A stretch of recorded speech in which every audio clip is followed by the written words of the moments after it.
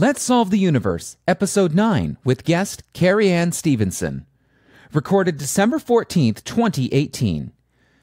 You can find this episode at lstupodcast.com/9 or the entire show archive at lstupodcast.com. Good morning, afternoon, or evening, dear people of the internet. How are you today? I hope you're doing awesome. Welcome back to Let's Solve the Universe and the final episode for 2018. Wow, I can't believe we've already gotten to 9 episodes. That's crazy, with many more on the way. How are you liking the show? I hope you love it, because I do too. Leave a like, a comment on the Facebook page, facebook.com/LSTU podcast. And as always, you can check out our past shows and all the show notes at lstupodcast.com.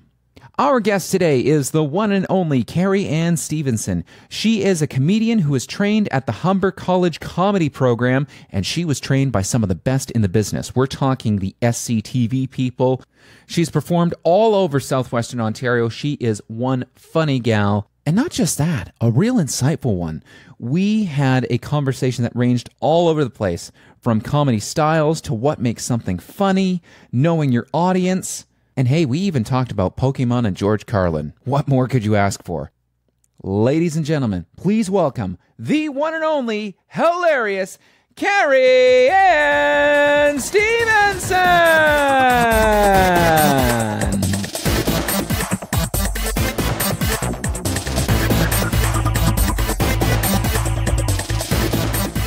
Do you know the Scandinavians do their Christmas on Christmas Eve? I know the Germans do. I don't know about the Scandinavians, but the German likes to do Christmas Eve.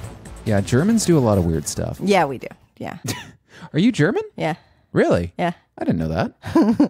Well, Stephenson, it's a dead giveaway of English, but no, both grandmothers are German and one grandfather was German, but the other grandfather was English, which gave me Stephenson, which, let's be honest, you having bad spelling like von Zengbush, like spell that 4 times. Okay. Yeah, got it. No, that makes a lot of sense now. Okay. Stephenson German. Neat. I didn't know that. See, I'm learning things already. We're not even a minute in and I'm already learning things. Oh, we've started. Oh gosh, I thought we were just still talking. Yeah, no, I just record so that we actually get comfortable and get to know one another and bring all the sentences together with a lot of ands. Carrie Stephenson, you're here. Hello. I'm so happy to finally be here. This is exciting. When you booked me, I was like, "Oh, this is going to be great," and I'm thrilled. I'm thrilled. This is going to be a fun time. This is my first legit comedian in the chair. What? I know, it's crazy, right? Everyone else, we're just part-time comedians, but you are actually a real deal comedian. Real deal. Yeah. And funny. Oh, well, sometimes. No, dude, you are seriously funny. Oh, thank you. Thank you. We were talking before the podcast. How long have you been in comedy now? 18 years. I started in 2000, September 2000. What made you decide, I'm going to do comedy? Well, very interesting. It kind of was a happenstance situation. I was looking for post-secondary school, and Second City and Yuck Yuck started a new program in Humber, in Toronto, and I was the second girl to apply, and second girl to graduate, and theater programs were too random, and trying to enter into art schools and everything. It was all kind of like you had to be able to dance, and I can bust it, but I'm not, like a ballerina or anything like that, or being able to play an instrument or anything. All I can do is talk. So conveniently, I was able to get into the stand-up comedy program, and it had shtick, it had improv, it had stand-up, it had film writing, it had comedy history. So we learned about Buster Keaton and Charlie Chaplin and all the cool, great history of comedy and such. And Joe Flaherty from SCTV came to teach us sketch for a week, which was amazing. And this was like just after Happy Gilmore, so Oh my God. yeah, it was pretty wonderful. Dude. Yeah. And Chevy Chase came to talk to us. And people think that Chevy Chase is, rude. I thought that he was a darling. I thought that he was so sweet. But, I guess he was talking with, kids who were, bright-eyed and bushy-tailed and motivated kind of thing. Like he says that the new SNL crew, is terrible and everything, and I get it. But he's allowed to be a critic, but at the same time, very charming. Kids in the Hall came to talk to us. Because it was first year, I think that they were pulling all the stops kind of thing. Well, that was around the time that all those shows were really, really popular, too. I feel like some of them were getting a second wind because of when was the Comedy Network launched? I don't have that information. Yeah. I want to say 2004. I feel like it was earlier than that, but I remember like the comedy now because there was this really wacky era of like 1980s. We were just getting cable television, and then 90s is when cable kind of went everywhere. Mm-hmm. And then the end of the 90s was when Comedy Network started to show a lot of those shows again. Mm-hmm. And Netflix is just blowing up comedy specials left, right, and center. It's really, really beautiful what it's doing for people's career. Like Tom Segura.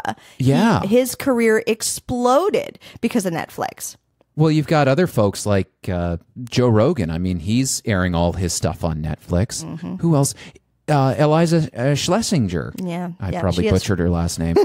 She has 4 specials now. She's doing amazing. But she also won the last Comic Standing contest. Like she puts herself out there. She's really wonderful. Amy Schumer's special. Yeah, that's right. But Dave Chappelle came back, I'm loving. And the beautiful thing about Netflix is and I'm not, selling Netflix. They're not my sponsor or anything, but I just love the fact that for $10, no commercials, click anytime you want, pause, go on your tablet and then go into your living room and watch on your TV, and it streams clean. Being able to have access to all of Jerry Seinfeld, all of these beautiful shows, these talented people, at a fraction of the price that cable used to be. And with cable, it was limited because at 8:00 p.m., if you're not watching that show, you miss it kind of thing. But being able to stream now, it's opened up so many doors. Yeah, or have your VCR set up to tape at 8 p.m. Which sucked. And if you didn't catch it, sucks to be you. Yep. Like, remember that when there would be, and all these networks would promote like, oh my God, catch the new Friends special coming up at 8 p.m. And it's like, oh, I got to be home to catch that in time. Wednesday at 8. Yeah. Oh. That was it. And the commercials. Yeah. Oh God. Like a third of the content was commercials, man. Chia. That's going to be in your head all day. Oh, it's going to be in my head forever. So many of those old crap commercials that were just, they never stopped. Some of them were brilliant, though. Those jingle writers, though, like, oh my God, the unsinkable taste of Cheerios. Just like beautiful, beautiful jingles. They got some of those down, yeah, for sure. But Netflix has really, and it's, you know what? I think it's been a beautiful solution to the piracy problem. I agree. I absolutely agree. Why the hell pirate it when for $10 a month? The only thing that bothers me is sometimes it doesn't have, the shows that I want to watch. Right now it's Christmas season, so National Lampoon's Christmas Vacation, it's not on Netflix. What? Yeah. That seems like a miss. I know. It's on YouTube, though, which is random. It's on... Oh, right, because YouTube got into that whole let's sell videos thing, didn't they? Yep. But it's not for sale. It's available just on YouTube. Somebody just downloaded it, and it's on YouTube. I don't know if it's been shut down within the last couple days, but I looked it up, and it was available, like the whole movie on YouTube. So right. Huh. And are you working on a Netflix special? Well, I'm trying. I basically what my goal is in the next 2 years. So what is it, 2018? So by 2020, Barbara Walters style. I'm looking at my watch like that's, it's about 20 after 2018. What the hell? I would love to be able to have an hour down, a solid good hour. So being able to in 2020, and that would be, my 20-year mark, just being able to, do it. And I can't decide whether to just film it and offer it as, free publicity to Netflix, or to like literally pitch to Netflix and get them to come out and film themselves. So, this is a goal, a production in the works, and we'll see what happens. But that'd be awesome. Yeah. Like, not a lot of Canadian content for sure on Netflix. So being able to throw that in there, like who's our super Canadian guy, Russell Peters, you know what I mean? And he's great. Yeah. But who else is Canadian on Netflix that you can rhyme off the top of your head? I don't think any. I'm trying to think. I can't think of any either. And that are women on top of that? Forget it. Yeah. Like I don't understand why Deborah DiGiovanni doesn't have a special yet. Like all of these really talented, local female comedians from Toronto. Oh, yeah. Yeah. Well, Candy Palmatter comes to mind. Like, she's hilarious. Yeah. How she doesn't have a special on Netflix is beyond me. Yeah.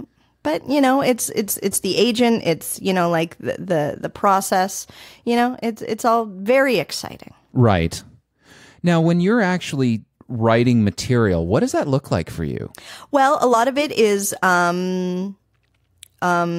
social norms. So, like the kids eating the Tide Pods was pretty fun. Right? That was horrible. Right? Like, what were they doing? Like, why? The Tide Pod contest. So, paying attention to, like what's going on in, like, I hate to talk about it, but, like Bill Cosby, like that's a huge conversation in comedy because he is a comedian and, what he did for years. It's crazy. Sure. But, it's my own personal experiences, my own personal stories that have happened to me. And I just write what I remember. And then I polish it. I throw in something else. Like I'm working right now on a time when I got arrested, but I never got arrested. What? So how does that work? Well, I switched the story. I met Christian Slater in an elevator. Yeah. Which was super exciting. But instead of just, like walking out of the elevator and see you later, I throw in a twist that I freaked out, and, the emergency button was called on the elevator. And, you gotta make it more extreme to make it a more interesting story. Right. But the whole thing never happened. And, it's going from a real situation where I did meet Christian Slater to extreme fake news kind of thing. So. So building it up to a climax and then kind of going gotcha, was that the strategy you went Well, it's for? not exactly gotcha. It's just making the story more ridiculous to make it funny kind of thing. Okay. So, yeah. Is that your kind of style? Like, what is... I'm trying to ask these questions like I know anything about comedy stuff.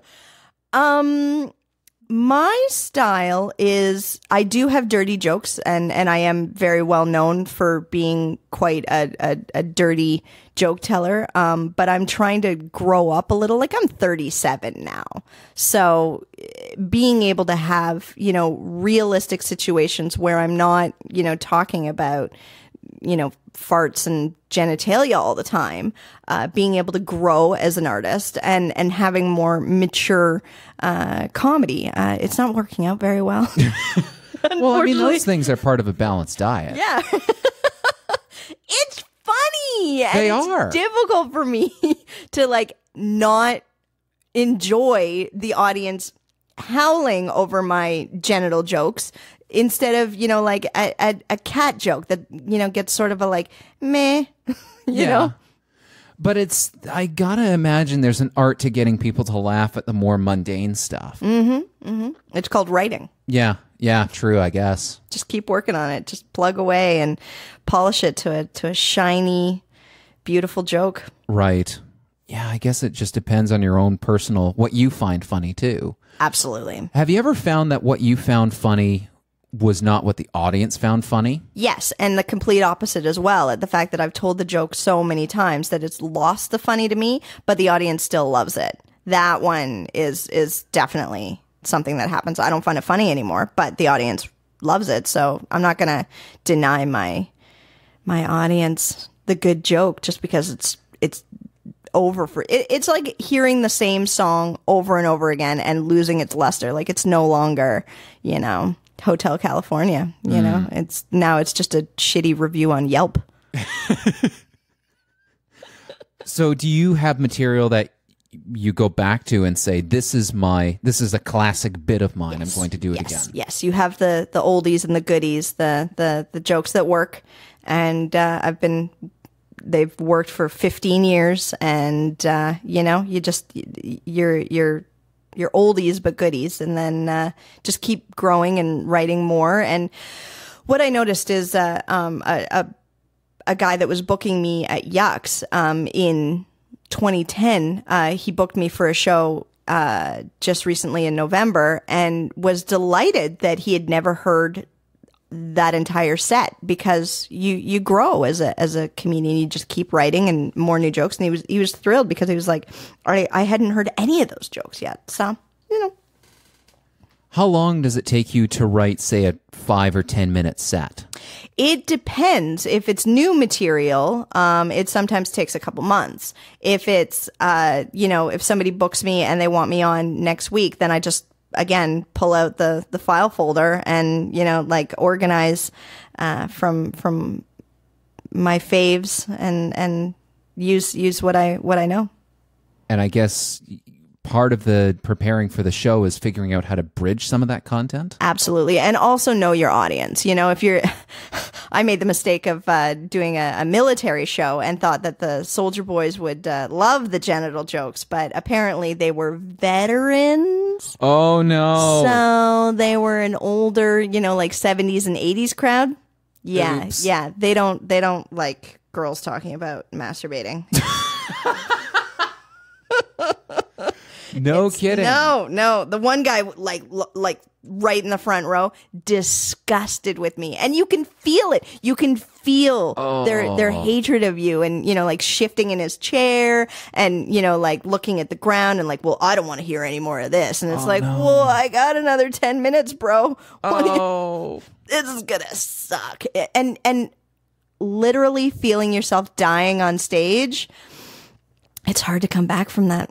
It's really hard, but you try. Did you pivot to new material, or did you just try to say, yeah, all right, we're going to take this across the finish line?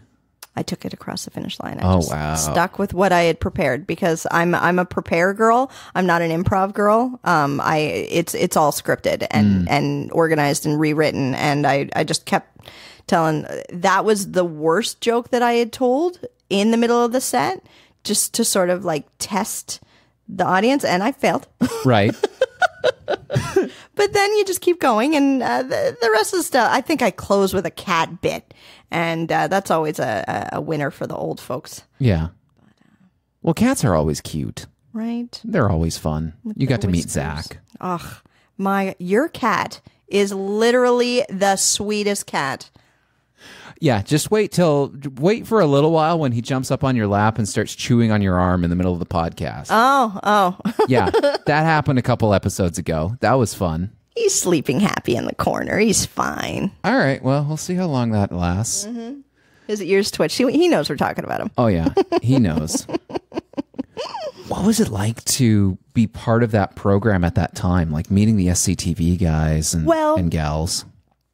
You need to imagine we were put in a portable because we weren't welcome in the Humber College. So they squeezed 25 kids per class in a portable and then rotated us. So morning class, afternoon class, day 1, day 2s kind of thing. So it was 2 girls and 24 boys. We're all class clowns. We're all trying to steal the spotlight. Oh, no. Imagine. The competition was fierce, and I gotta say, they were cutthroat. You pitched a sketch, and they didn't like it, and they let you know. And, you're 18 and trying to figure out, anything. You're trying to figure out life, rent, shopping. You're fresh out of your mom's basement, and they expect you to be, golden Adam Sandler, like golden material right out of the gate. And this is where you're learning, you're growing. And I was not the funniest person in the class, but I have to admit, I am one of the last kids that's still doing it. So I guess I'm just the most stubborn. Oh, you stuck with it. How many people have actually stuck with that program? Well, I want to say about 6 kids. And one of them is doing very well. I don't know if you know the TV show. Oh gosh, it's on Crave. It's called Letterkenny. Yeah. Yeah. Trevor, the chubby one. Oh, no way. Yeah, he was in my class. Oh, that's sweet. Yeah. Great guy. So he's doing well for himself. Yes, he is. But he was doing well before the course. He was a child actor, and his mom, encouraged him in the industry and everything. And this was the program to go for. But he was doing it, in teens. So. Oh, okay. Yeah. Nice. Mm-hmm. That's an awesome thing. Mm-hmm. I ran into another classmate about 6 months ago. He's doing okay. He's doing okay. But yeah, one of the students is now a teacher in the program, which is quite funny. Just those who can't do teach. So, but one interesting thing about the program is because it's been 18 years of the program shelling out 60 kids every year, the open mics in Toronto must get quite competitive and quite interesting just because there's so many kids trying to get a spot, and there's only like 40 rooms with, the regulars that have been going for 10, 15, 20 years. And then these students are trying to get in there and get a spot. It's very interesting. It's exciting though. It's the next generation. Yeah. The next generation working and I'm moving up or moving through the industry somehow. Wow. I didn't realize that there was, you got to know that an industry has matured when it gets its own school program. Yeah. Yeah. But that's, so when you were, let's rewind the clock back to before you went to Humber for this, in this program.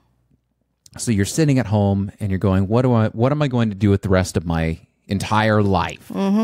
Because, when you're asked at age 17, well, that was fun being a child, but now you got to figure out in careers class, what are you going to be for the next rest of your life? Go figure it out. And by the way, if you get it wrong, you're going to have $30,000 student debt. Go. What made you go, that's the program? Well, again, theater was not for me. Like, let's be honest. If you're an actress in theater, you're one in a million. There's so many actors in theater. There's Stratford Festival. There's so many actors, and theater is competitive and also doesn't really pay. There's not a lot of money in it, but they didn't really tell you that comedy is 10 times more competitive and pays even less. But at the same time, the ability to just be one person and rely on yourself instead of, if you're putting on a play, you need 15, 20 people to be involved. You need stage managers, you need lighting, you need costumes, you need so much more involved. But with stand-up, all you have to do is show up. Right. And ideally be funny. Sure. But there's no musical background. There's no band that you can jive with. It's just you and the microphone. And I think it's absolutely beautiful. But in high school, I was the comic relief in a lot of plays. So, I've always been the outgoing funny girl. Right. Yeah. But like when you were looking through those list of careers, you could, like, you strike me as someone who's very intelligent. It's like, some people would go, well, I'm going to go into engineering or I'm going to go into whatever these other careers are. But it's like the comedian as a career, I didn't realize that was an option when I was in high school. So I'm just trying to work through the mental process of going, like, that's the route I want to go down. Like, when did you know? It was an excellent happenstance situation where the program was available and I could apply for it, kind of thing. I believe back in the day they even had brochures. So just in the brochure of, secondary, post-secondary courses to apply for, it was in the manual. And I was like, comedy, writing, and performance. Well, I can write and I can perform. This could be great. And I applied and I got in. So, but again, only 2 girls. So. Right. What did your parents say? Mom didn't like it. Not at all. She wanted me to be a teacher. Yeah. So, possibly studying English or something to be able to get into teaching. Definitely would have been probably more productive, like I would have a house by now. Would it though? Like, what are you trading in exchange for that? Well, let's be honest. Teachers are performing every day to keep, the kids, the good teachers anyway, to be able to keep the kids' attention. So I would have been able to perform every day in front of, students, and every year be able to have a new audience that I can, work my material on. It could have been cool, but no, I love stand-up. I absolutely love it, and I love the purity of it. I love the freedom, and it's one of the last places where you can say what you think. It really does feel like a bastion of free speech. It really is. Where you can there is a bit of envy I have of that, where it's just, if you've got something on your mind, just go up to the mic and say it. Mm-hmm. And sometimes it makes people laugh. Sometimes it makes people think. Mm-hmm. That's something I noticed with comedians like George Carlin. Mm-hmm. Is you look at the end of his career, and the amount of time he's actually making people laugh is not all that often, is it? Mm-hmm. No. He did preach a little, but what he was saying was fascinating. I just read a quote today about George Carlin, ironically, and he felt that police officers shouldn't be forced to have quotas of tickets and traffic control. They should have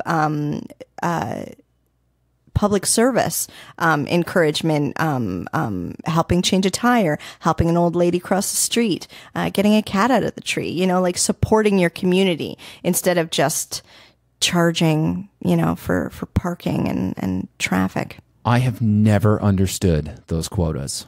I've never understood it's, you have to meet your ticket quota. You have to hand out this many speeding. What? Mm-hmm. It's like, what? What's the point of that?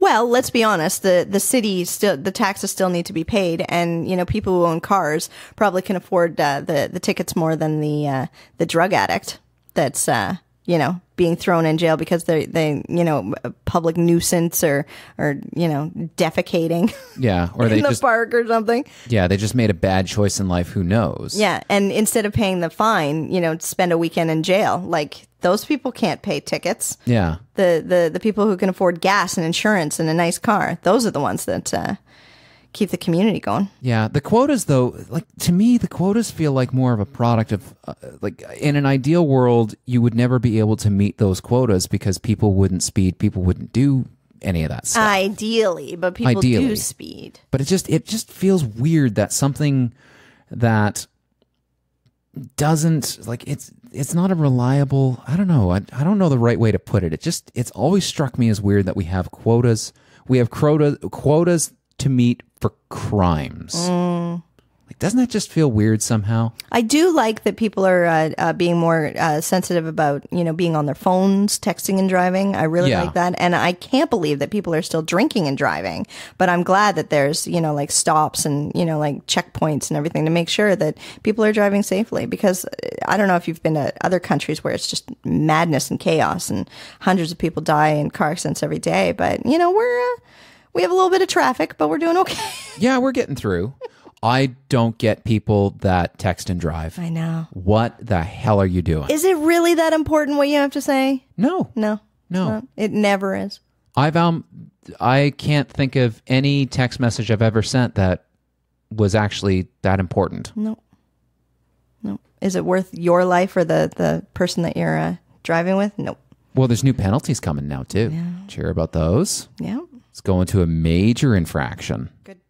And suspension. That's going to be a big game changer. I think so. But, people are still doing it, so we'll see.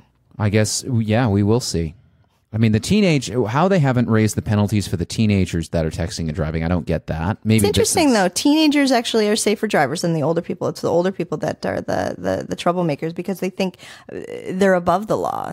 Because they've gotten away with it for so long already. Why should they stop now? Or maybe they're thinking, oh, I'm a good driver already, so I can afford to. I have seen some of my friends that are I just split my attention. I'm stopped now. I can text. Yeah. No, you still have to pay attention. Yeah, yeah. You don't get to just sit at the stop sign and close your friggin' eyes. Oh, my God.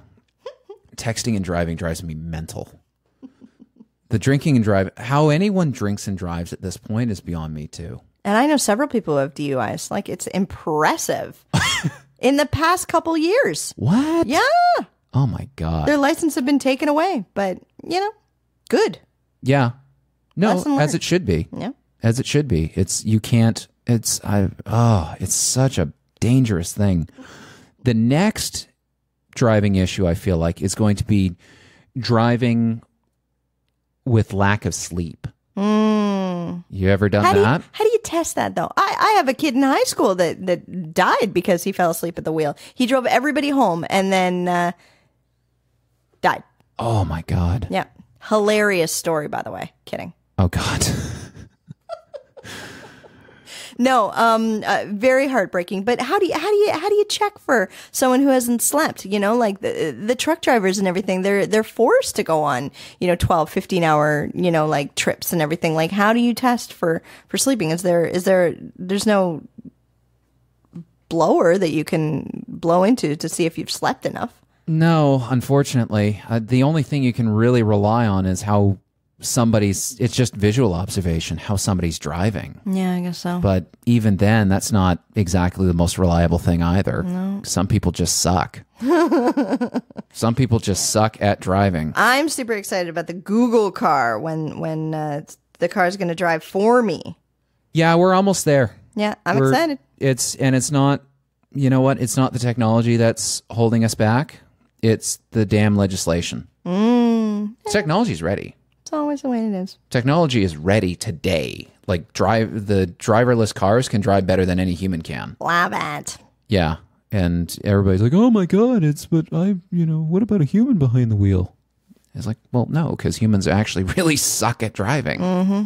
We're not built for that. Changing lanes without signals, all of it. All of it. Well, think of the amount of data you have to crunch in your head when you're driving.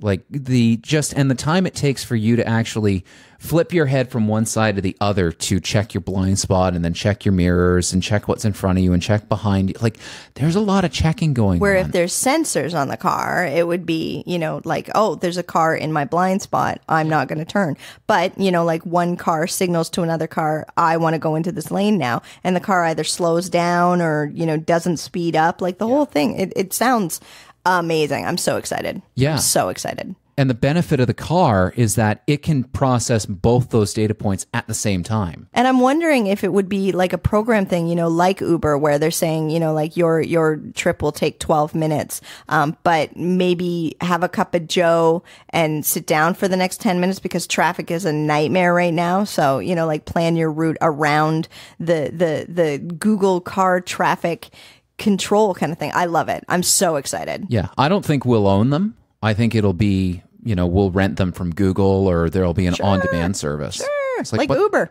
Yeah. I think that's great. Do I have to change a tire? No. If I don't have to change a tire or an oil or, like my windshield wipers or anymore, like you just like park it in the service station or whatever. And then they like drop you off and then go back to their little garage. Sign me up. Yeah. No, for the amount, I was looking at my own bills for my car and I'm going like, I don't drive this thing that often. Why the hell do I own it? Like, why the hell do we own cars? Well, Ontario, especially London, is still a very big area. Yeah. So, and taking the bus, let me tell you, is it a sucks. nightmare. Yeah, the bus especially in the sucks. summer when it's hot and you have a hairy guy like with full on Sasquatch body hair and you're both wearing tank tops and he's rubbing his body hair on the side of your arm because you're sitting so close, you're jam packed between each other, and then you turn a corner and his arm hair is tickling your arm. Yeah, it's nasty. You need a shower after you take the bus. That's basically the way it is. Just douse yourself in Purell. Oh my God, those hairy gorillas that are... How dare they? How dare they invade your personal space? Awful. That's your space on the bus, damn it. Unibrows and all. Oh. But is the arm hair bad enough that they're braiding it? No, but it was curly. It was curly, and it tickled my arm, and I hated it, and I hate the bus. So as much as you hate paying for your car, you would loathe the bus. Especially you live in the middle of nowhere. Like, are there any bus routes in this area anyway? There's one. It's pretty useless. Yeah. So keep your car. Oh, dude, I'm not saying that I hate my car or anything. I friggin' love that thing. I will put up with the expense of it.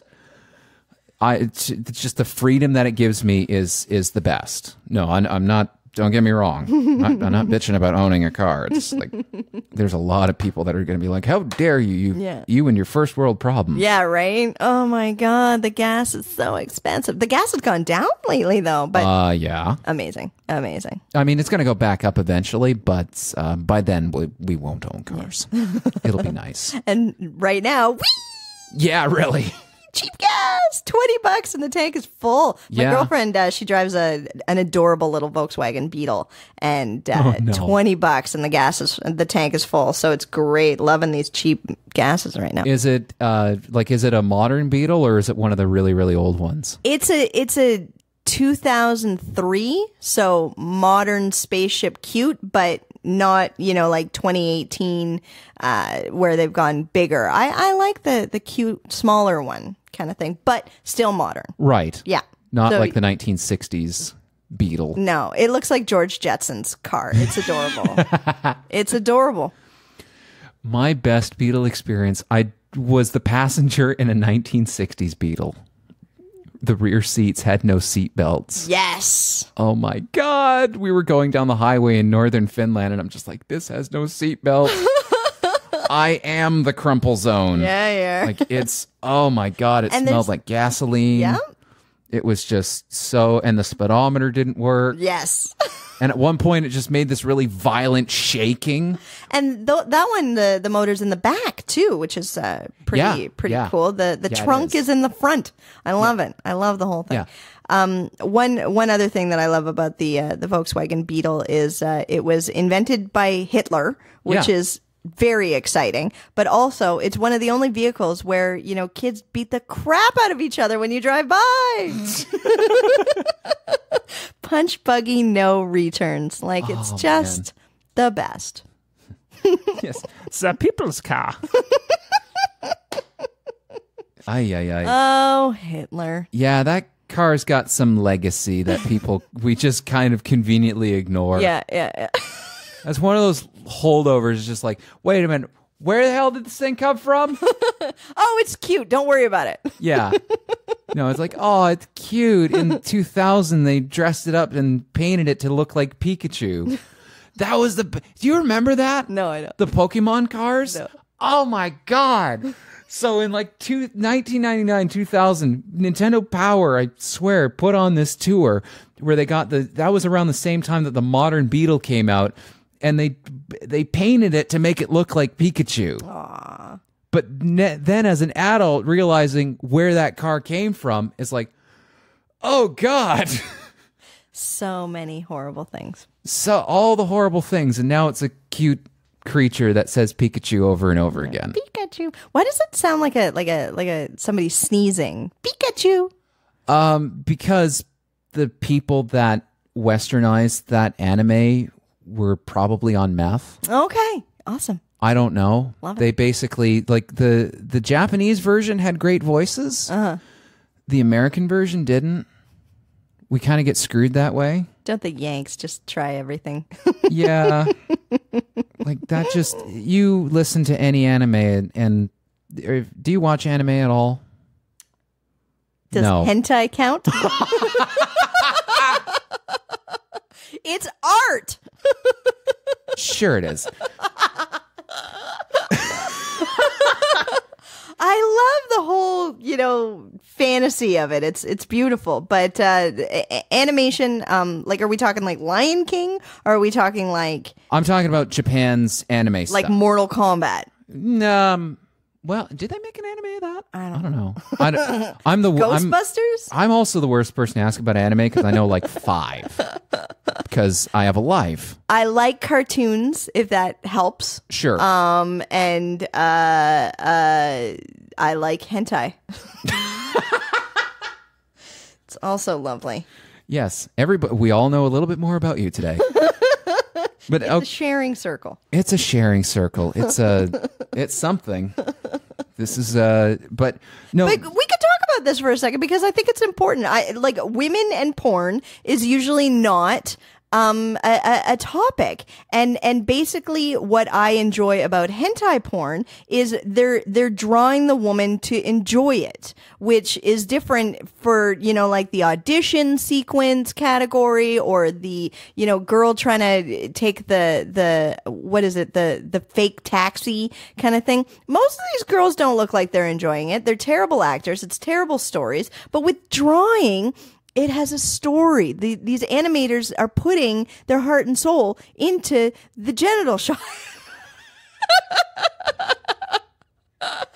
And the girl is drawn to enjoy it, which as a woman, I enjoy right watching that the girl is enjoying herself instead of being forced, or it's the freaking, what's with this stepdaughter, stepdad situation lately? God.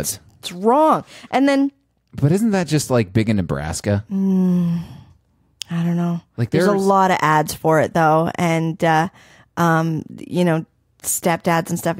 It makes being if I ever was a single mom, dating petrifying. But oh God, I'm not a single mom, so there you go. Well, that's good news. Yeah. Wow, philosophy and pornography. That's a topic I didn't see coming on the radar, but no with pun a comedian? Are you serious? No pun intended. It's all good. No, that's an I never thought of it that way though. That's Porn is very male, oriented. They're trying to, like sell it to men kind of thing. But as a woman, there's only a few, porns like that. There was this great Star Wars parody that I loved. Princess Leia gets captured anyway. But Darth Vader's her dad. Yeah, it wasn't Darth. There was a Wookiee scene. There was a stormtrooper scene. It's great. Okay, at least they stayed away from that. Yeah, no. You don't want to.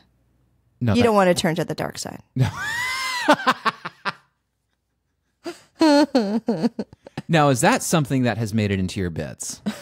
No, I just wrote that right now, so I'll go home and write it and work on it. Dude, that's awesome. Thank you. But that's another thing that comedy can do too, is you can take some of these more taboo subjects and go, let's explore it. Mm-hmm. Let's go and explore this idea because we just got a chance to laugh about this. Mm-hmm. Here we go. I'm going all cerebral and breaking down the comedy that we just looked at. That's my thing. Yeah. That's the whole reason I do this podcast. But it is that because normally you bring that. Let's face it, the Star Wars porn is not dinner table conversation usually. No, not at my family anyway. No, yeah, not at mine either. No. That's usually we don't talk about pornography. No. It's not a discussion discussed very often. But at the same time, it is something that should be discussed because young girls, need to explore their sexuality just as much. They need to learn their bodies. They need to learn about themselves. And what else, could help? But, like female directed, female focused porn, for young girls to be able to know what they like. Right. Instead of just being horribly disappointed every single When you were in elementary and high school, were you in the public system or were you in the Catholic system? public. Oh, okay. So I imagine the sexual education you got there was probably more useful than what I got. Ironically, being the class clown, whenever my teacher would say penis, I would be leaning in my chair too far back and purposely fall over. Oh. And then stand up and go, I'm okay, kind of thing. So that was my sex ed goofing off thing. And it was great. They never suspected that I was purposely slipping in my chair over and over and over again. But they were just always worried that I'd bonk my head, which I probably did. Yeah, no, well, a little brain damage never hurts, does it? Hey, man, it makes things interesting. It sure does. It sure does. Always needing to wear a helmet. I've just got some skates for myself. I bought a helmet too. Good. And elbow pads and knee pads? I got to get those. Because you'll scrape your knees up. Oh, yeah. Yeah, it's worse than male prostitution. I bet it is. I've never done that, but I know it's something I don't want to do. It'll wreck your knees. Yeah. Yeah, I bet it will. Rollerblading will wreck your knees. Yeah. Not male prostitution. Well, you never know. That could too. Knee pads are probably important. Always. Tile floors suck. Yes. But so do male prostitutes. Potentially. And sometimes female prostitutes. If anyway. the price is right. Yeah. Dun-dun-dun, dun-dun-dun. Dude, Rod Roddy was my hero. $1.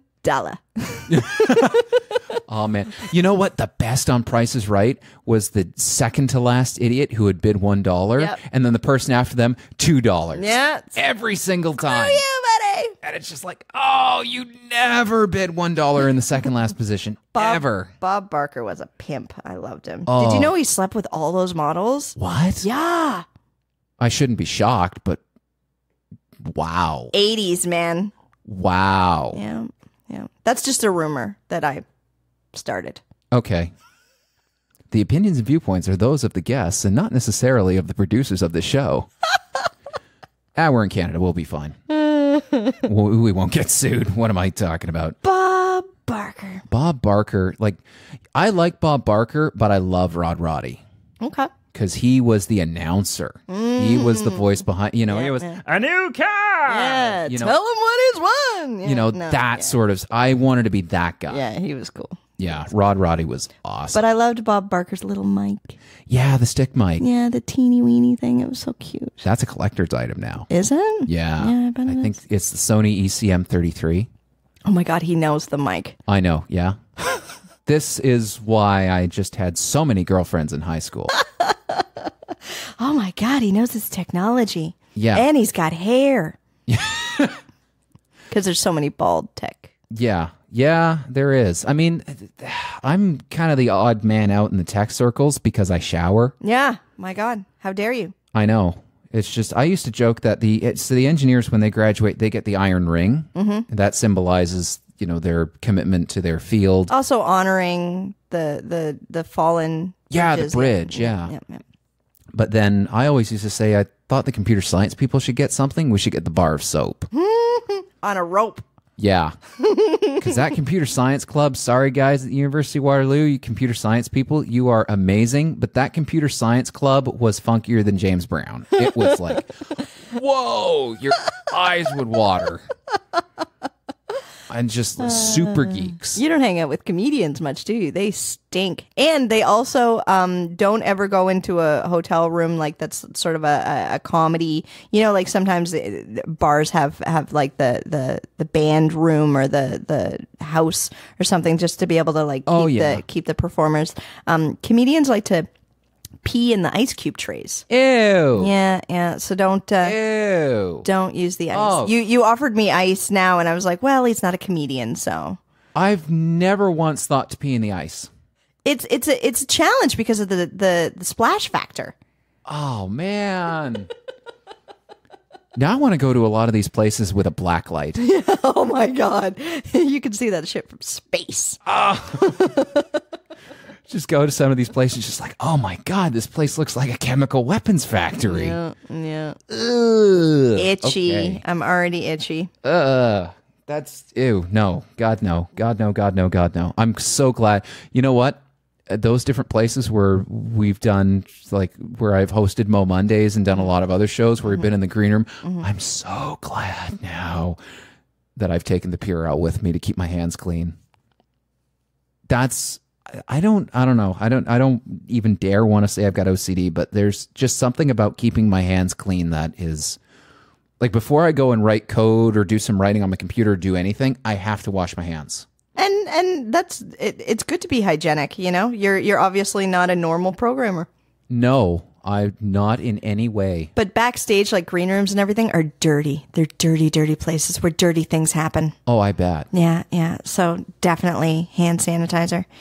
Yeah, just bathe in that stuff. Or just bring like a one of those Lysol, wet wipe buckets kind of thing. Oh, and, yeah. like wipe down your chair and the table and, Yeah. Nasty. Nasty stuff. And they think it's funny, which sometimes it is. You're laughing, like it. It's just so gross. I know, but that's why it's funny. Yeah. Yeah. No, bodily functions are kind of hilarious. 4-year-olds for the rest of their lives. You know what I mean? Like they'll pick their booger and they'll wipe it on you. It's just, it's 4-year-old funny. Yeah.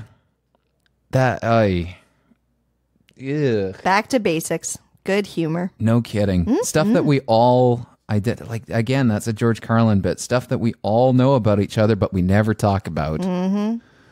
God, he was awesome. He was awesome. Good for him. He did a lot of good for the community and for the planet, just opening up topics of conversation that are important even to this day. Did you ever get a chance to see him live? No. Did you? I did. Oh. I did. He came to London in 2004. Wow. Yeah. It was a trip. It was an absolute trip. I was just like, oh my God, there he is. I was 16 at the time, I think. Yeah, I was 16 at the time. Probably shouldn't have gotten entry to that show, but whatever. I was listening because it was hilarious because when I first heard Carlin, it was the bit that I heard was my friend's mother was putting together this New Year's Eve bash, and she picked either a song or a comedy skit that mentioned somebody's name. And when that person's name was mentioned, they had to stand up, give a toast. They had this friend named Todd. And George Carlin has a bit where in his album Complaints and Grievances, where he talks about being sick of guys named Todd. And I heard that bit and just about died laughing. Because there's almost no swearing in it.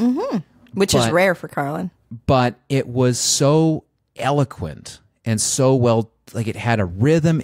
I just remember the first time hearing it and going, whoa, this is different. He's a genius.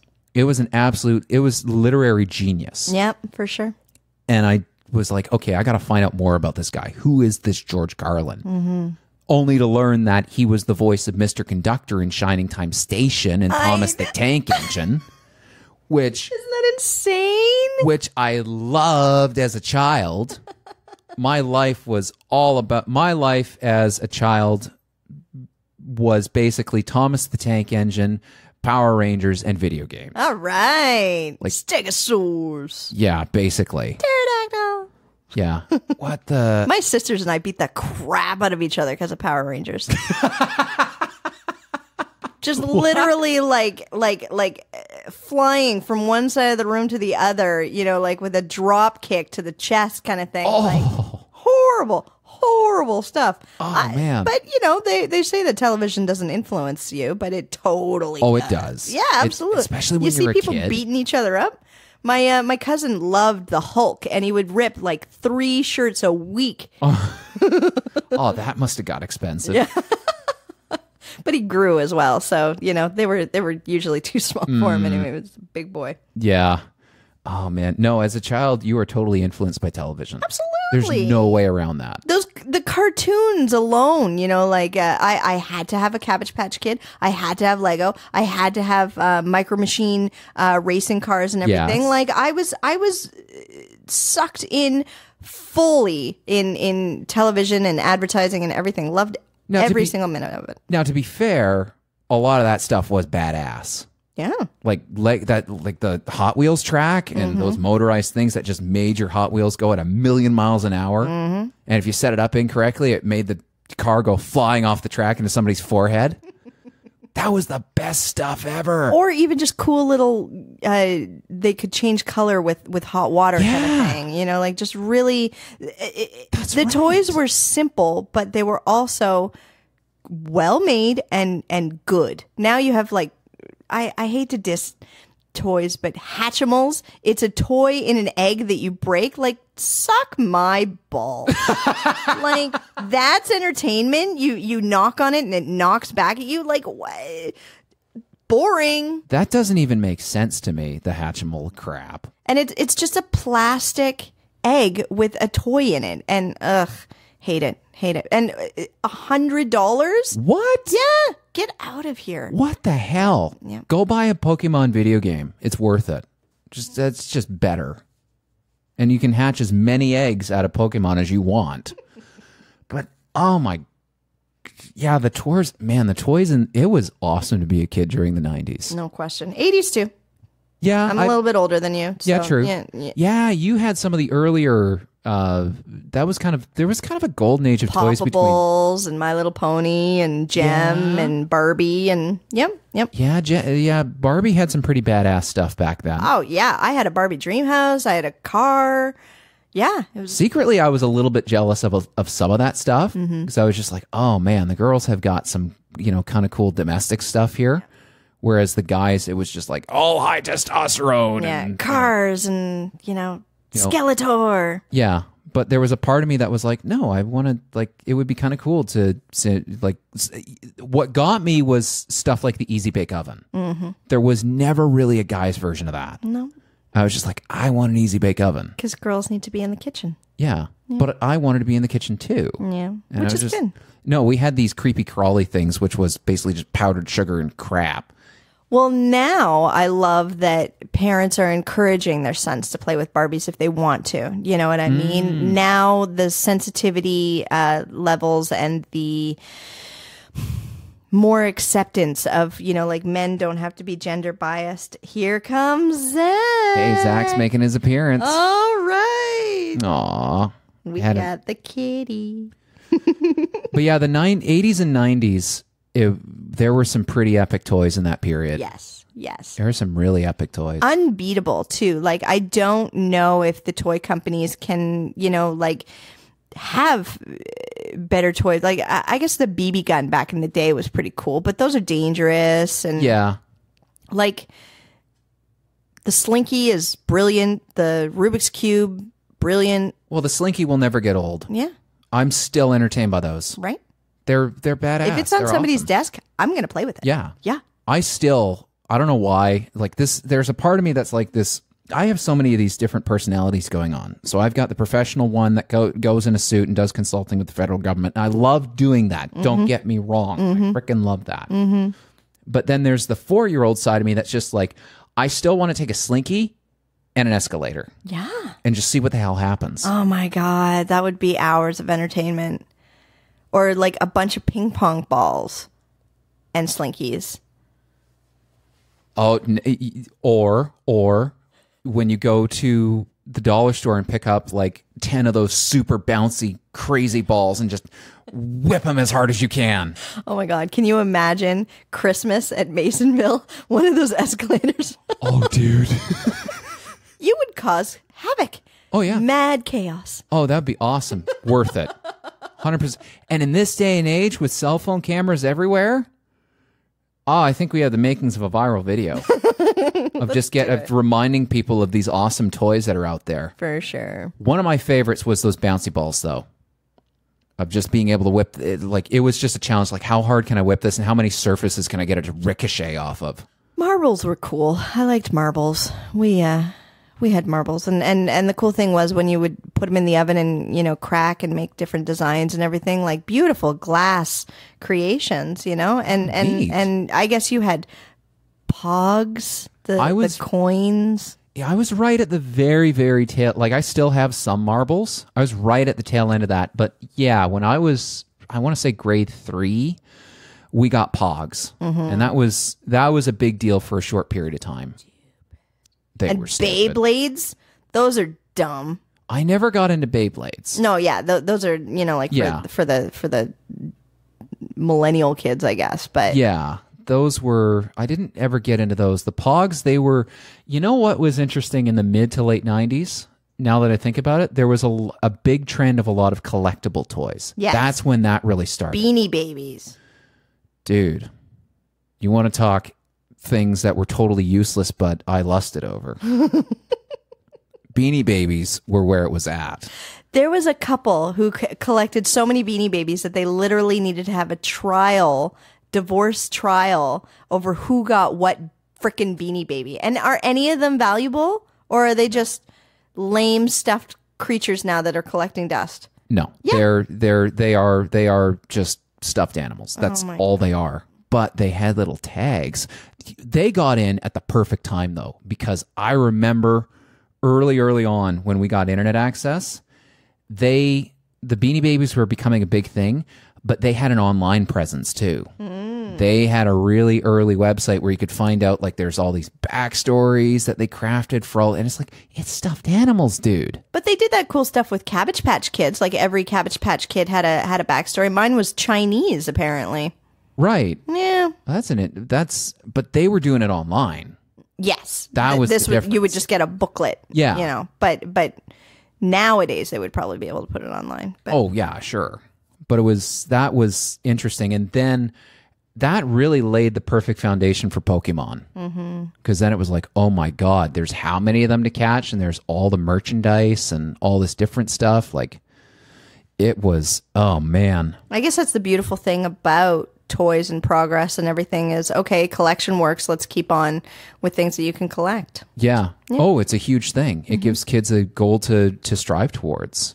What do you think of the new Lion King? Haven't seen it. Well, are you excited? No. No. Because the OG is where it's at, eh? Yeah, kind of. Honestly, Lion King was actually one of the Disney movies I saw the least of. It really wasn't part of my collection. I thought it was beautiful. And one thing that I really enjoyed about the animators is they literally brought in like a lion into the studio to draw the lions kind of thing. But did you know that the lion's roar was a mix between, I think it was tigers and something else, because the lion's roar is actually not that strong. Really? I thought that was fascinating. That's neat. That's Instagram facts for you. What? There you go. I'll snip that out into an Instagram video later. I love this. You know what? That was another childhood fascination of mine, was behind the scenes sound effects. How do they make that stuff? Yeah. You know, the guy skiing and it's the sound of celery crunching on cornstarch and garbage bags kind of thing. Just like fascinating stuff. Or like how they do the lightsaber sound effect. How do they do the lightsaber sound effect? That was a combination. I forget exactly how, but I know it involves this old projector and the electrical hum that it gives off, and one or two other electrical devices. And the guy just was racking his brains out as to what would be the best sound effect, and he just heard this thing in the background going. He was like, "No, that's it." And it's like this stupid projector. Fascinating. Like, who the hell would have thought, right? It's not sound effects, but visual effects. I loved in Star Trek the when they were being transported or something. It literally was just sparkles in a glass of water that they would spin. I thought that was beautiful. One of the other ones in The Next Generation, I think it's like season 3 or 4 where they first encounter the Borg. They do this. There's this shot where they're showing the ship repairing itself. You're showing your geek now. I know. But how they did that was they had this plastic model and they melted it with a heat gun, and the way that they showed the ship repairing itself was they just played that clip in reverse. And it was like, oh my God, that's such a simple. Considering how late that show was filmed, like that particular episode, I'm like, I would have sworn that would have been CGI.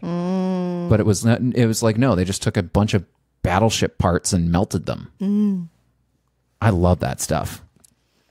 The behind the scenes Star Wars stuff's fascinating too. I agree. The George Lucas was so stubborn.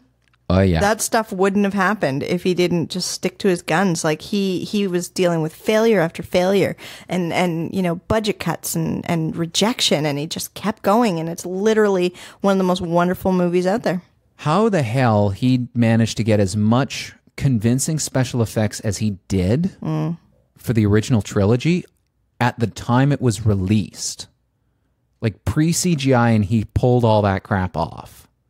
That mad props to him. Absolutely. That stuff's incredible. The costumes, the puppetry, all of it, brilliant. Jabba the Hutt needed 6 people to run him. Yeah. And just wonderful. The Ewoks, so cute. Yeah. No CGI crap here. Yeah. Like that's just back to basics. Fantastic. Special effects.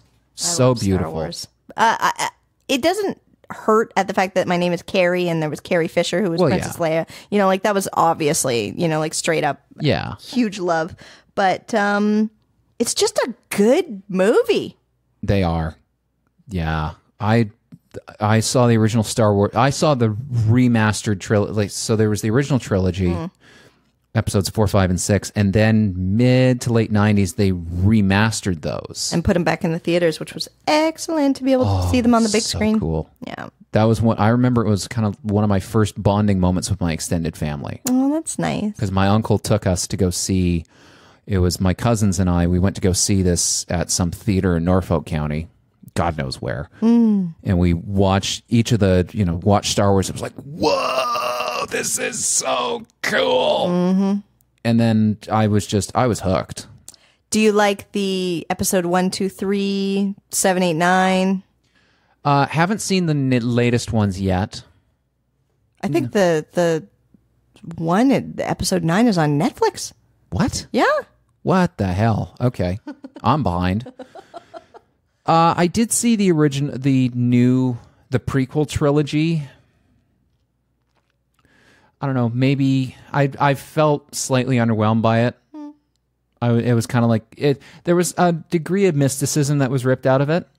Like if I'm gonna let my complete inner geek show for a moment, when in episode 1 there's a scene where they test Anakin's blood for the midichlorian count, and they're like, it's off the scales, and that's how they figure out how somebody's force sensitive. I was like, with a Gillette razor, no less. Yeah. Yeah. But like that took the mysticism of the force out of the series. Like they tried to make it way too scientific, and it was just like, so it's like either somebody's born with it or they're not. The stiff acting that was forced, they were encouraged, to be stiff. It made it less warm because, when you're watching Han Solo and Luke Skywalker arguing and literally being, well, why are we still going towards it kind of thing, and genuine fear, chaos, stress, concern, it's so much more real. It was real acting, where the forced stiffness of I deeply love you, stone face. It's just like, all right, well, I don't believe that. I don't feel it. You weren't into the characters as much. You didn't love them as much as Han Solo being a rebel but charming and a scoundrel. You know what I found with the prequel was that you knew how it was going to end. That was the part that bothered me the whole time. Is throughout all 3 of those movies, I just kept thinking to myself, I know what's going to happen. Yeah, Anakin's going to be Darth. Anakin's going to be Darth. We just have to sit through this now and see how it happens. And it wasn't as cool as my imagination would have pieced it together to be. I guess so. I also, now that I think of it, Han Solo was funny. He was. Laugh it up, fuzzball. Yes. There was a lot of comic relief.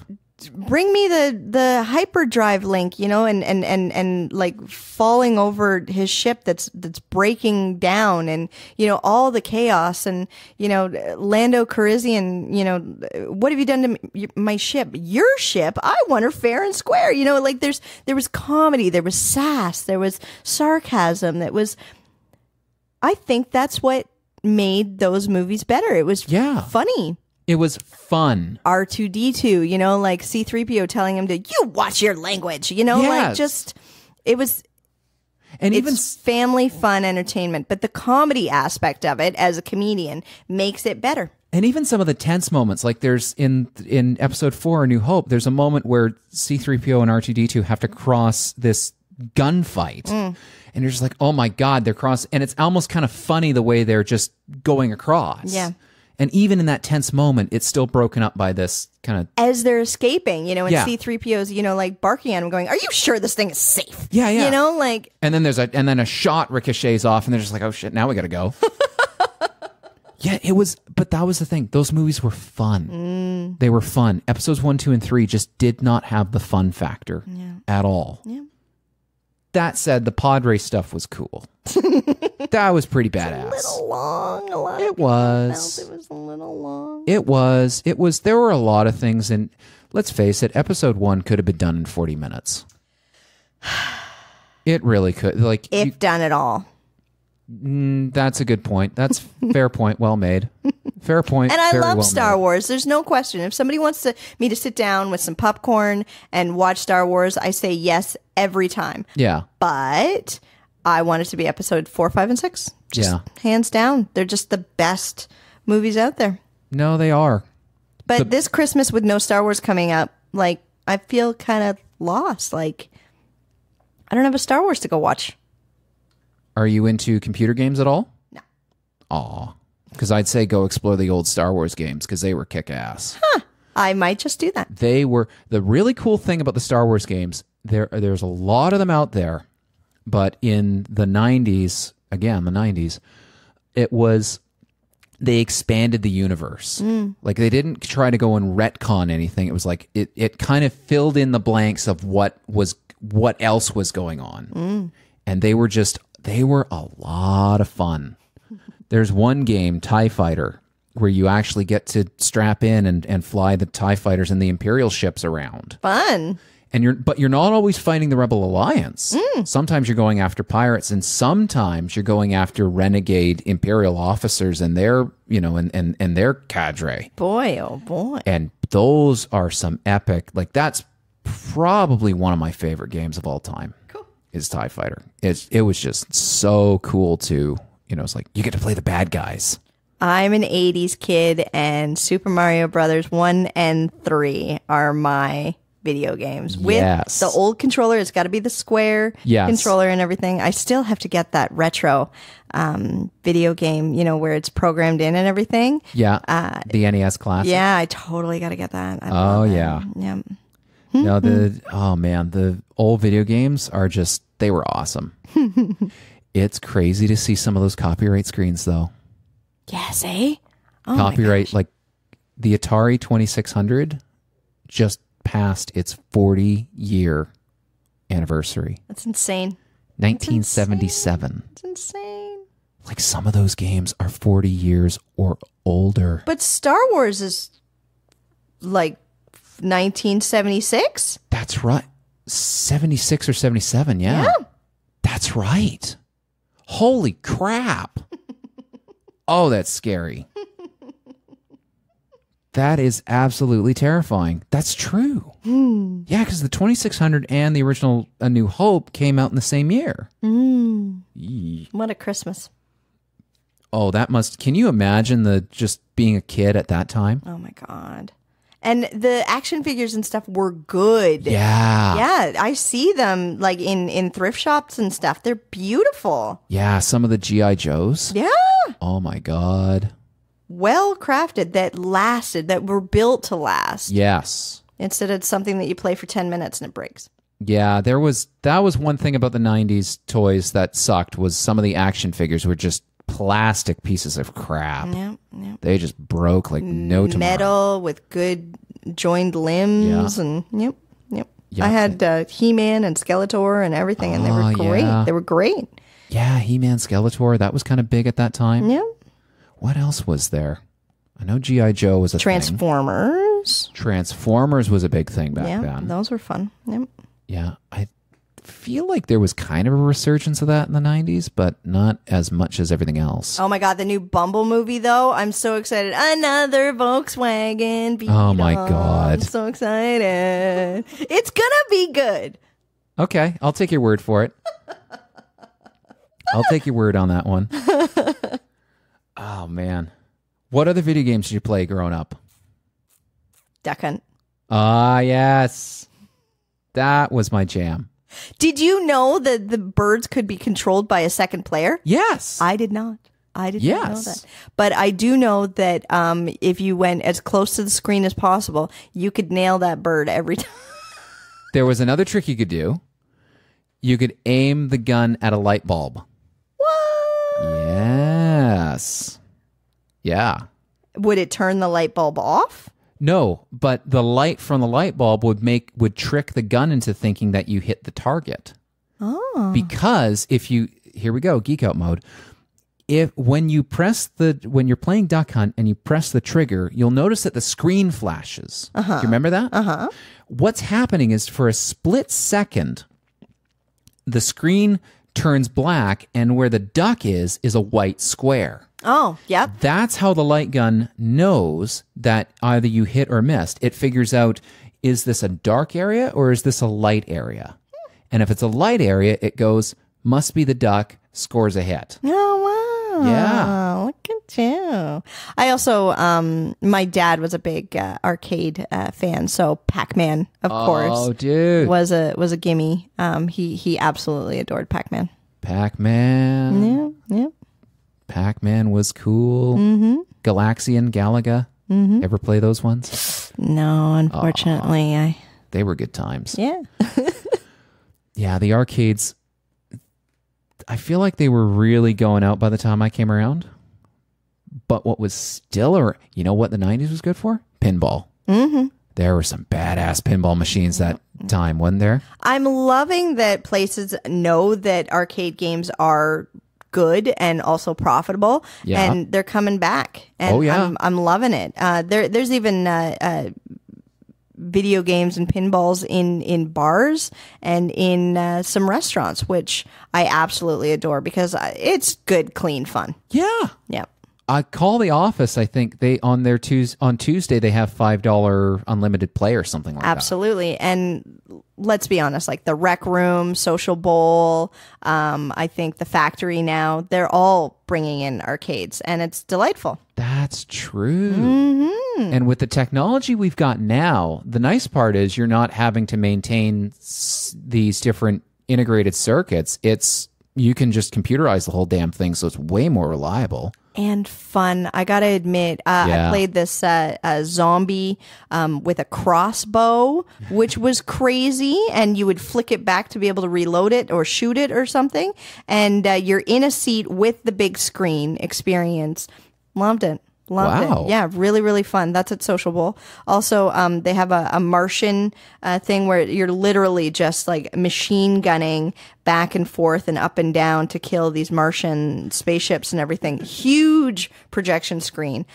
Really, really fun. $2. Wow. You know? Like, that's awesome. yeah, they're coming back, and they're really fun. I'm into it. Well, the next frontier on that's going to be the virtual reality stuff too. Right. Have you been playing around with any of that stuff? I've been I enjoyed a music video that was virtual reality, so you'd have to look around, you know, the whole thing to be able to enjoy the music video, which I thought was cool. But a lot of it is just so new that it's not attractive to me. But I'm really looking forward to when it becomes sort of part of the norm, and the programs and the creations are, you know, perfect. Right. That's when I'm going to be probably all over it. And porn. Of course. Well, yeah, that's, you know, a technology's made it when it's being used for pornography. What about I'm trying to see if there's a link between VR and comedy. Well, it's going to be interesting, to feel like you're part of the audience, to throw it a little bit more modern, because with comedy, it always grows. There's more international comics. There's more races. There's more languages on Netflix, Spanish, everything. Throwing in comedy, it's going to be fascinating to see technology, like where the show is filmed in virtual reality, where you are an audience member and you're looking at other audience members laughing and stuff. It's going to be brilliant. But comedy will only be funny when it's good. Do you know what I mean? So you can throw technology into it. You can throw bells and whistles. Kevin Hart likes to have big screens and lightning and fire torches going and everything, but it still has to be funny. Yes. Yeah. I think about, have you been following Kyle Dunnigan at all? No. Oh my God. Okay, so this guy, check him out sometime. I heard about him on the Joe Rogan Experience podcast, because what he does is he does these routines on Instagram where he'll do a face swap.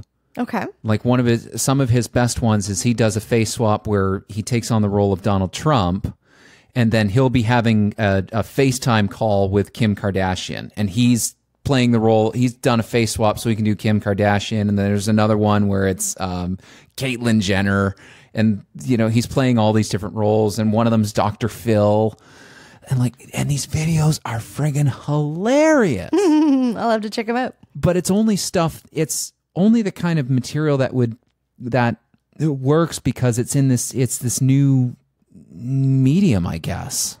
So it's really cool to see comics use this technology to create just new comedic experiences that we've never seen before. Mm-hmm. It's tough, though. Even Seinfeld commented on the precious little snowflakes who can't appreciate comedy. Like Jerry Seinfeld won't do college tours anymore because they don't get his humor. Kevin Hart just got banned from doing the Academy Awards because of a black homophobic tweet that he did, I think, 8 years ago or something. Oh, I heard about that. Yeah, comedy, it's funny until it happens to you. Your son dies in a car accident. Now we can't do car accident jokes. Right. It's tough because it's funny to everybody else except you because it happened to you. Right. And do we abolish that entire joke because of that one car accident victim? We can't. We really can't. And we need to continue with our thick skins, but also be politically correct. I don't encourage gay bashing. I don't even encourage a lot of fat jokes. Sure. But they're still funny. Yeah. If crafted correctly, they can be. Old jokes, I have an old coworker and they're hilariously joking about the fact that he didn't have history class. He just needed to write down what was happening around him, and he made history. But I get worried whenever any group is not able to laugh at themselves. Because I remember when my life became 100% easier, and it was when I stopped trying to control what people said about me. You can't control it. They're always going to talk about you. Yeah. And if they are talking about you, it's probably a good thing because you're doing something. Sure. You're doing something that stands out, and you're making a difference, and you're trying instead of the naysayers who just sit back and point and criticize. Or they're jealous of you and for something. How dare you get the attention that they're not getting? It's tough. You can't win them all. And my only argument is, if your joke is criticized, like I have a joke about Jewish people, and if your joke gets criticized enough, you need to analyze it and see why these people don't think it's that funny, or, oh, you need to be careful because you could offend somebody. But I told it to Jewish people and they loved it. Right. So like who wins if you're, like if you're funny to the culture that you're making fun of. So. Right. Well, and sometimes you have to try that material. I imagine I'm sitting here like I know anything about, how to perform this. Well, I mean, I remember sometimes on Mo Monday's stage of, I'm like, well, we're going to see if this works. And sometimes it doesn't. But the only way you find out is if you try it. Mm-hmm. It's very interesting. People think that audiences are different, and they are. Certain audiences are different, but funny is funny. Sure. And sometimes it works and sometimes it doesn't. And you can please some people and totally hurt others. But on an even scale, in an ideal situation, funny is funny. Yeah. No, there's no getting away from that. Mr. Bean, he's global.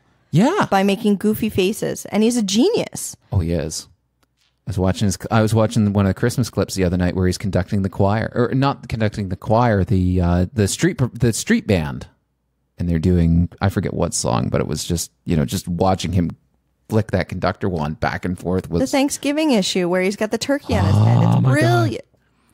And Friends even copied it. It was Mr. Bean's thing at first, though. Yeah. Yep.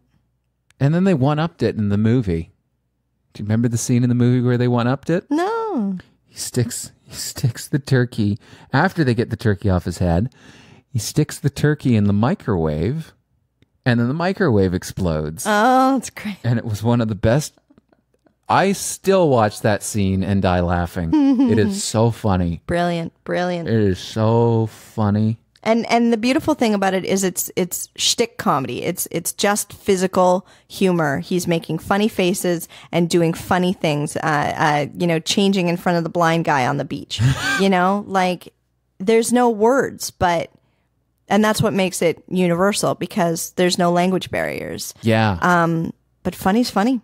It is. It was actually that scene of a lot of the Mr. Bean stuff was. I remember I love my grandmother, and her and I have always gotten along. But I remember it was the first time where her and I really bonded when I was a kid. Because she thought, my parents, they kind of thought Mr. Bean was cute, but not like, oh, God, we got to watch Mr. Bean again. God, I don't want to watch this thing. But then I sat down with Grandma and we watched Mr. Bean, and she thought it was a rip-roaring, hilarious time. And so did I. I'm just like, all right, you're all right. It's great. And I love hearing that comedy was able to bring you together. Oh, big time. It's great. Big time. Beautiful. One of the people of Yuck Yucks told me on Friday night, they've had a long week. They're tired. Their shoulders are up to their ears. They go into the club. They have a couple drinks and they laugh. And the endorphins, the adrenaline, the almost like a full body massage that they get. Their shoulders are down. Their posture is better. They literally feel better after laughing. And I don't know, other than actually getting a massage, what other self-care you can have than being able to have the gift of making people laugh and enjoy themselves and entertaining them. And that's why I do it. That's, you know what, the few times that I've done what I would consider to be comedy and I've had people laugh while I'm up on stage, is just, I don't care if it's because I'm making an ass of myself. It is the best feeling in the world. It really is. And it's a gift. It is just to watch people, in such enjoyment, in such pleasure is like, yes, this is like, even because like being on stage, there is a selfish element of it of, look at me.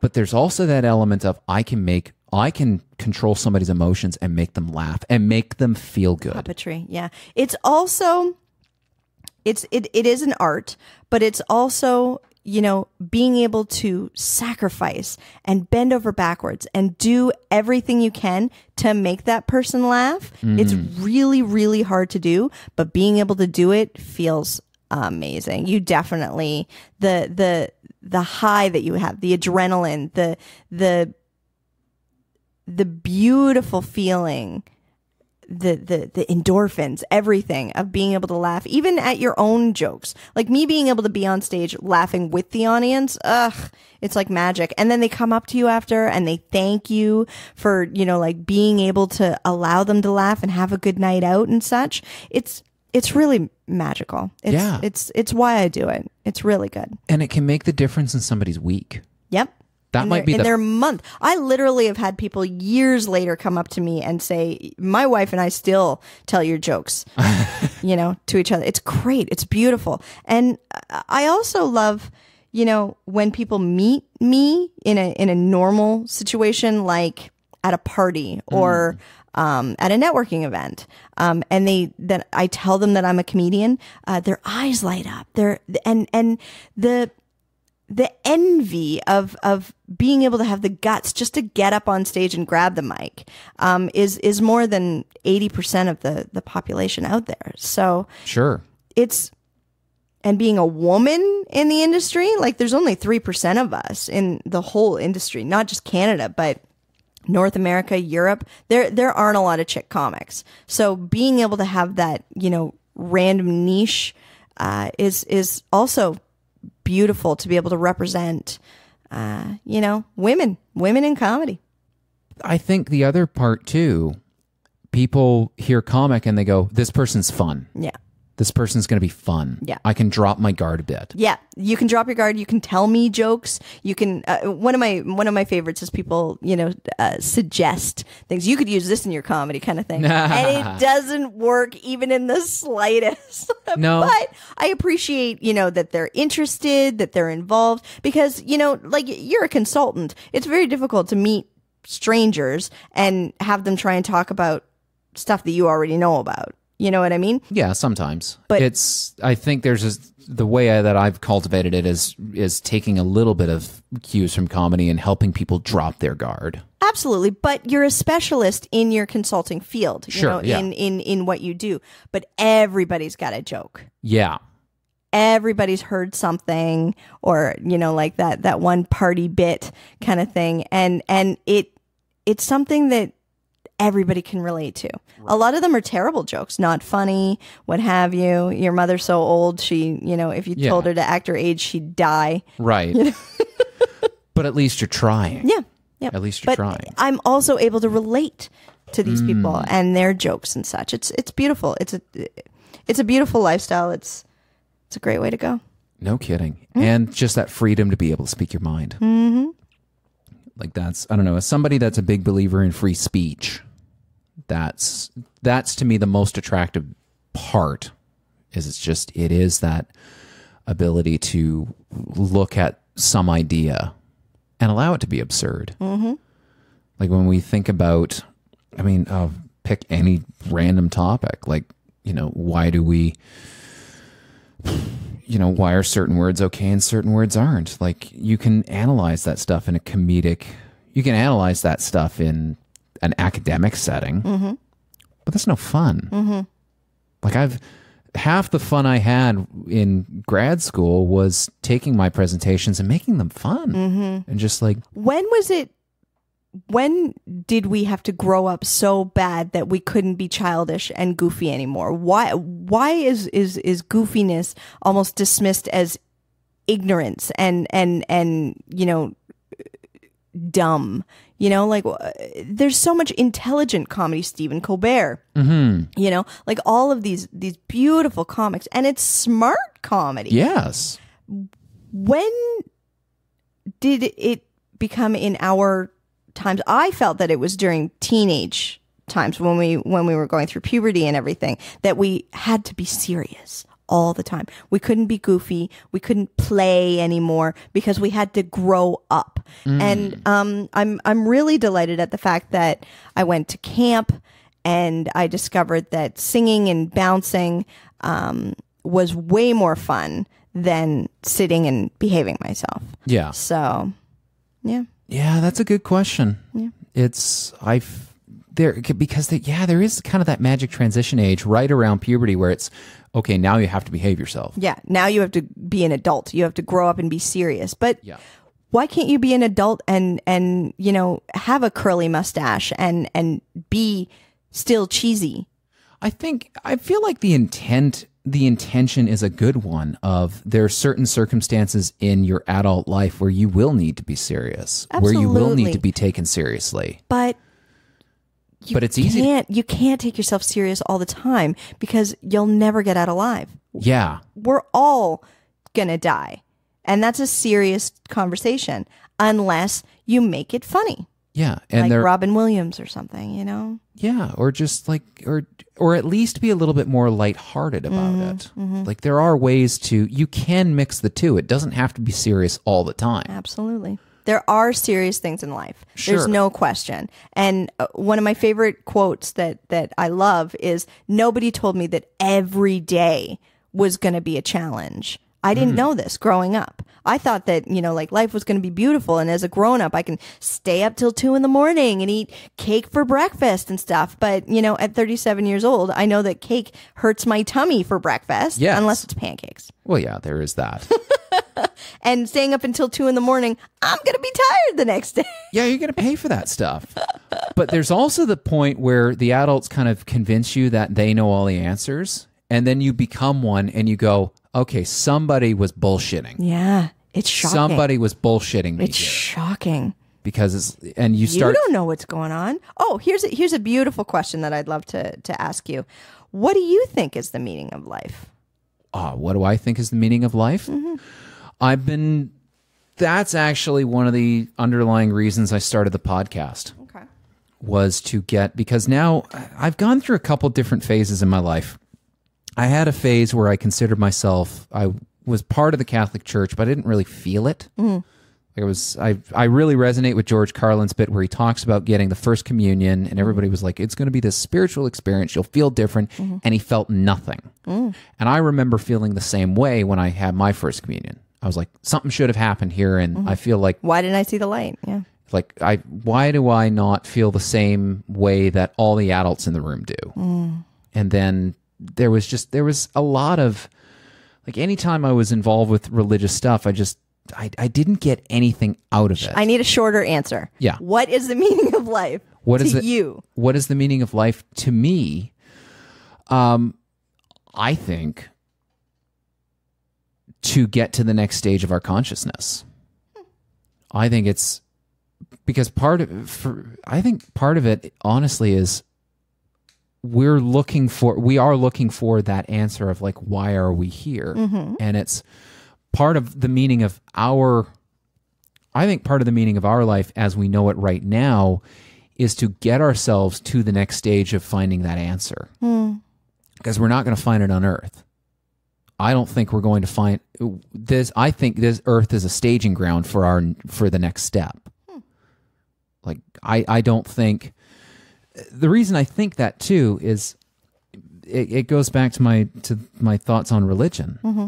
which is there was the phase where I was kind of with the Catholics, but then I left that. Then there was a phase where I was like, okay, I'm definitely an atheist because I don't believe any of this nonsense. Mm-hmm. But then I thought back on it and I'm just like, okay, the Catholics didn't have the right answer. You know, all these other people, I don't think they have the right answer. Like, do I know for a fact that there is no God or that there is no higher power? Do I know that for a fact? Can I prove or disprove that? No. Can we prove or disprove that there is one? It's like, we don't know. We have no idea. We might reach a point in our development where we get off this planet and get to a certain part in the galaxy where a higher power, or who the hell knows what it is, reveals itself to us and goes, and here's your next, here's the next step. Mm-hmm. Maybe I'm reciting a bad Survivor episode. I don't know. Where they get the next, the next immunity challenge. You are the weakest link. Yeah, that was an awesome show too. But I think the meaning of our existence, the meaning of life right now is to build our knowledge and get ourselves to a point where we are able to leave the planet and continue our search for that meaning, for that next step. That's my thought right now. Do you want to hear mine? Yeah. I think the meaning of life, and it's very simple, is survival.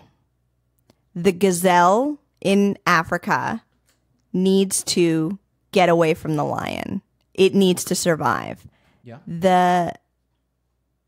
The homeless baby in Mexico needs to eat and drink and survive. And that is why you were created. Your embryos grew and developed, and you were given life. What you need to do every day is survive. Finding happiness, finding love, finding food and shelter, and all the basic needs is part of surviving. But you need to survive and continue on to the next day. And that's what I believe is the meaning of life. Just surviving. That's a pretty good meaning. I feel like it fits into that idea of moving on to the next day. Like, I feel like that's a short-term meaning of life, and my version is kind of like the long-term, but they're basically the same thing. We're building up. You are surviving. You are making it to the next day, the next week, the next month, the next year, the next 10 years, the next 100 years, the next 1,000 years. Like, this species, hopefully, is going to go on for a long damn time. Hopefully. I hope it does. And hopefully we make good decisions so that we can continue and survive. Yeah. Well, as long as we make decisions right at least a little bit better than half the time, then we're heading in the right direction. Absolutely. I agree. Fundamentally, we're kind of there. We're starting to figure this stuff out. What has it been? 50 years of world peace? More or less. Yeah. Of the major powers not trying to kill each other on a regular basis. We definitely are a generation that has seen peace, that knows peace. And I believe that we are a more peaceful generation, us and our younger generations, because social acceptance. You aren't, raised to be in the military and fight and kill your enemy kind of thing. We're taught to talk it out. We're taught no bullying, no tolerance, be respectful. I'm delighted. We just keep growing and keep surviving, and I think we are making, all in all, good decisions. Oh yeah, totally. You know what? Funny, I had that conversation with somebody a little while ago, and we were talking about this idea of what the First World War did was make war as a default foreign policy option obsolete. And then World War II kind of cemented the idea that the loser of the war, you don't punish them. You don't overly punish them. Because it was like, that's what we did at the end of World War I. And that, we created lots of great conditions for all the hell that happened then. And, we were kind of like, those two wars kind of made humanity realize, okay, you know what? We can bargain. This is much preferable to. We definitely can talk it out. Absolutely. This is preferable to knocking the shit out of each other. Cheaper too. And losing practically an entire generation of men. And before we understood the actual effects of mental health. Right. We didn't even talk about PTSD. We didn't talk about, what torturing another human being does to you. Like, I can only imagine the mental hell that those, I can't even imagine it, of the mental hell that some of those veterans must have gone through. And they just need to suck it up. The trauma and the torture and everything, and the nightmares and going home to strangers must have been crazy. Or just going home, it's like, the war's over and now you're back home. It's like, what do you do now? How do you cope with this nonsense? Have a normal job. But I think at the same time, a lot of them really did just enjoy mowing the lawn and having a normal job instead of beating another man to death, and watching your friend get blown up beside you kind of thing. Like, it must have been, yes, the nightmares and the PTSD and everything. Absolutely. But at the same time, such a relief that they don't have to do it anymore. But at the same time, did they think that, flashbacks, like the Vietnam War and everything, when they would have, flashbacks and everything, and going back to that, how traumatizing it was. But films and education and, knowledge have allowed us hopefully to grow past that. Yeah. Well, suddenly I just thought, this thought flashed through my mind, is the idea of a middle class suddenly makes a lot of sense now. Of that. They just wanted to have a quiet, peaceful life when they got back and have a decent job because I can imagine, because the entrepreneurial life I lead, like the idea of having an office job is pure hell. But I'd rather have an office job than go to war. Mm-hmm. So I get that. So yeah, that's... And being a broke artist, now that I have an office job, I've grown up and realized that I still need to eat and I need to pay my bills. I do have an office job, and it's what a lot of comics, Maria Bamford, for instance, she's an accountant, and she would do temp work and such, and then do comedy on the side. Being able to have an office job is a relief for me, because when you're starving and you don't know where the next paycheck is and, you know, how you're going to eat or survive, that's torture. So being able to have an office job and being able to, you know, afford to pay my bills and afford to go out and buy drinks for my friends and stuff, like, it's definitely way cooler. And it's a boring office job. Like, don't get me wrong, it's pushing papers. You know, you're not a star. You're not like the spotlight in the office. You're a hidden, you know, employee in a major company. But at the same time, it's safe, it's comfortable, and it means that I get paid, you know, at a certain time, and I'm expecting this much, and my life is more comfortable now. Right. And I suppose that allows you to focus a little bit more on your comedy too. Absolutely. I'm able to do the comedy, you know, that I love, but still be able to live the lifestyle that I want. Right. Mm-hmm. Makes perfect sense to me. Mm-hmm. That's a good way to go. Dude, we covered a lot. We did. My gosh, we jumped and jumped. Is there anything else you want to ask me? Yeah. Where can people find out more about you? Well, I'm social media is probably the best place to find me. Carrie Ann Stephenson on Facebook, Twitter. My handle on Instagram is Canadian_Carrie. Canadian_Carrie. And that is Carrie. Mm-hmm. Excellent. Canadian_Carrie on Instagram. That's my platform of choice these days. I love Instagram. I was on Twitter for a long time, but that's just a giant screaming world of banshees. Yeah. I don't get that place anymore. Yeah. And Facebook is getting a little dull. Yeah, a little bit. But it's great for promoting. You know, you invite your friends to your event and everything, and people know about it. So, you know, basically it's all about balance. It's just keeping, you know, the information out there for all of your followers on whatever social media platform they desire. Yeah, I'm looking forward to doing some stuff on YouTube Live. I think that's going to be fun. Yes. And you know what? I feel like there's not enough comics taking advantage of some of these awesome platforms. I agree. A lot of it has to do with technology, because comedy is, you know, about writing and being with yourself. Being, you know, able to afford to hire, you know, like technical support and such is difficult, as a Canadian artist. So, you know, fortunately, Instagram and Facebook and those social medias are becoming so user friendly that I do believe, like, even in the next 5 years, the transition of, you know, being able to put your 30-second bits out there and everything is going to be much easier for the comics to get their exposures out there. That's, you know what, it's getting even easier now with, like, Instagram's got a built-in video editor. Mm-hmm. You can just say, I want to snip this clip and this clip. I've used it. I love it. I love it. And it's just super simple. Mm-hmm, mm-hmm. The other one, like with the Facebook, or not Facebook Live. Well, Facebook Live sort of does this, but YouTube Live, what's really cool is you can turn that into a video right away. Mm. So you're not doing that re-upload, you're not recording and then re-uploading it. Like, if you can get the live shot all in one, then you can basically just put content out there right away. Mm-hmm. And all you need is a freaking smartphone. Mm-hmm. Like, the camera, like, this stupid phone has got I've got a digital camera in the closet that I'm just going to sell because I don't need it anymore. Yep. This phone's got a better camera in it. Isn't the phone smarter than what NASA used in the 60s? Like, there is more technology. The average graphing calculator is smarter than the piece of crap that NASA had in the 60s. What's crazy about some of that equipment is it's so old they can't get replacements for it anymore. But it's like these old mission critical things that are still running, these old experiments and it's like, oh, we got to keep this crap around. So that's, yeah. Fascinating.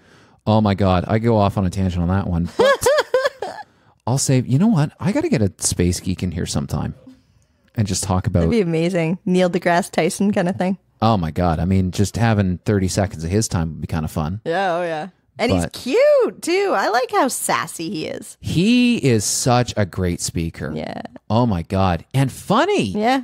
He's hilarious. Yeah. So I love his, anytime he's on the Joe Rogan Experience, it's just like, woo, this is going to be a fun time. And I'm going to learn something. Yay! Which is the best of both worlds. Canadian_Carrie on Instagram. Where are you performing next? I have a new room, the Rec Room at Masonville. We're doing Tinder Tales.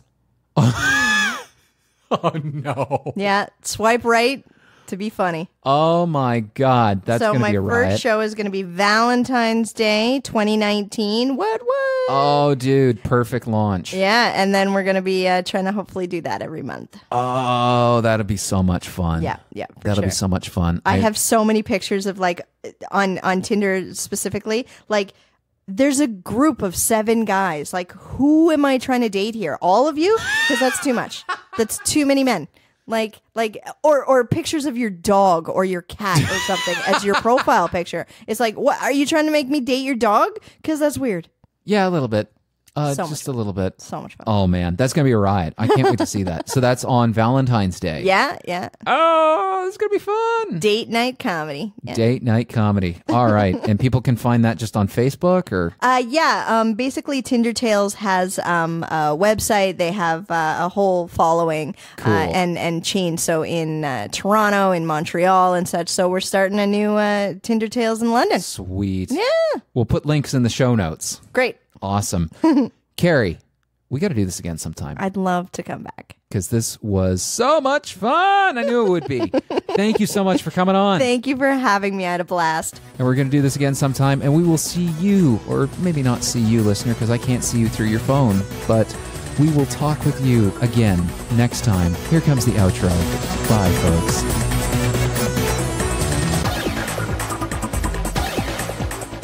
Thank you for listening to Let's Solve the Universe.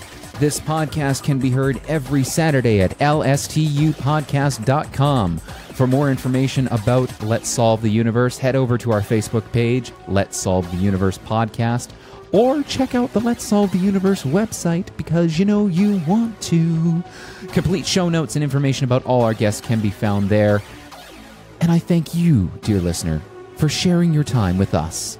And we'll talk to you next Saturday.